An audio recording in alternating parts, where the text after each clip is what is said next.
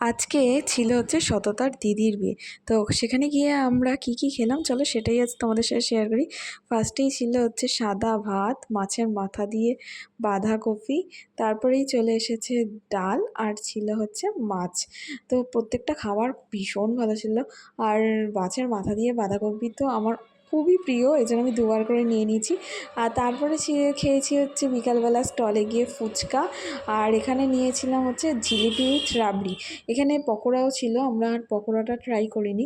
তো জিলিপির রাবড়িটা কিন্তু বেশ ভালো ছিল খেতে।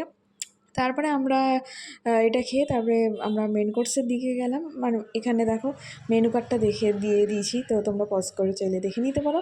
তো ছিল হচ্ছে পনির পাসিন্দা, আর ছিল হচ্ছে একটা গ্রিন চাটনি, আর ছিল হচ্ছে স্যালাড। তার প্রত্যেকটা রান্না খুবই ভালো ছিল।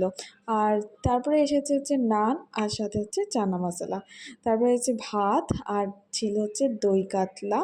তারপরে ছিল হচ্ছে আফগানি পোলাও, চিকেন কষা, চাটনি, পাঁপড়, রসগোল্লা ছিল যেটা আমি খাইনি, আর ছিল লট চমচম, আর লাস্টে আইসক্রিমও ছিল যে ওটাও আমি আর খাইনি।